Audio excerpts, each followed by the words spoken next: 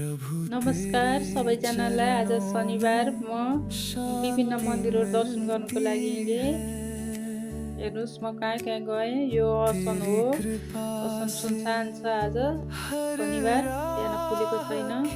अनि मैले असनको बाटो हुँदै असनको यो गणेश मन्दिरलाई पनि दर्शन गरेँ।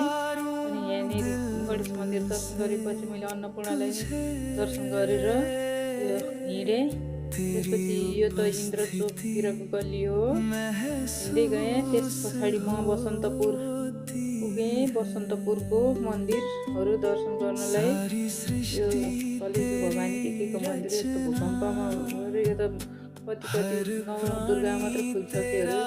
कति समयपछि खुल्दैन होइन। अनि यहाँ बसन्तपुरको यही मन्दिरहरू छन् त। यहाँ शिवजीको दोस्रो पशुपति भन्छ नि यो मन्दिरलाई पनि शिवजीको।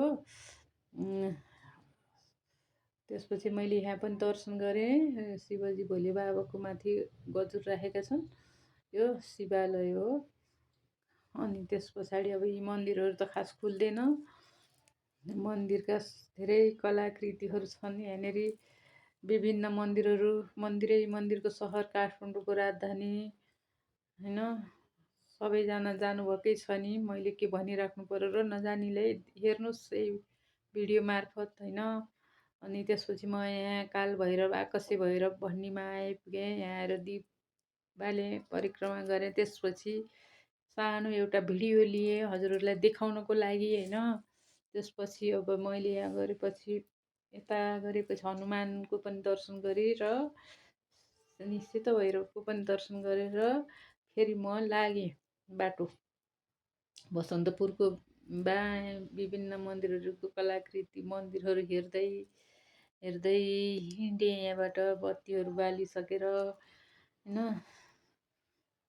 यस्तो मन्दिरहरू छ होइन। मान्छेहरू बसेका छन् आनन्द रमाइलो मानेर हेरेका छन्। म त धेरै मन्दिर जान गएको कारणले बस्दा नि बसिनँ। एक्लै धुई हिँडेँ होइन। त्यस पछाडि म त हिँड्दै एक्लै हिँड्दै गएँ। हेर्नु न त्यहाँ सेतो बादल ढमक्क छ ढमक्क। कस्ता मन्दिरहरू बनाएका है। पहिलाका मान्छेहरूले पनि कस्तो कलाकृति थियो। यो दरबार अरे पहिलाको पुरानो भन्छन्। अनि म बसन्तपुरको यतातिर यो सामानहरू बेच्न राखेका हुन्छन् विदेशीलाई के हो। अनि म यो बाटो हुँदै हिँड्दै गएँ। यहाँ पनि यी मन्दिरका शैलीमा बनेका भवनहरू छन्। कलाकृतिले भरिपूर्ण भएका मन्दिरहरू छन्। यतापट्टि यो सेतो घरभन्दा उता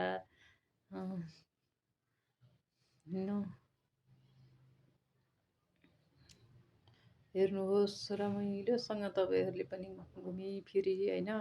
यही भिडियो मार्फत नआउनेहरू नजानेहरूले भिडियो मार्फत हेर्नुहोस्। अब हेर्नुहोस् कस्ता भवनहरू छ। यहाँ पनि मन्दिर के बनाए हुन्। यहाँ पिपलको बोट पनि छ। अनि म शनि सङ्कटा पुगेर बत्ती बाले। भित्र पस्न त के पाउनु 4 बजे जानेले नि पाएका थिएनन्। अहिलेसम्म 11 बजेसम्म भनेपछि म त 9:30 बजे घरबाट गएको। घर आइपुग्दा 2 बजेछ।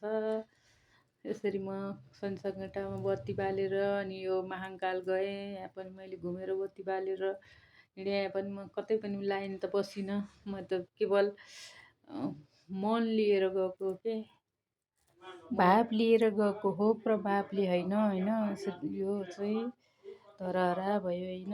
अनि यसरी म यो बाटो हुँदै गएर भद्रकालीको दर्शन गरेर फेरि रिटर्न फर्केर गाडी चढेर घरमा आएको होइन। थ्याङ्क यू सबैलाई।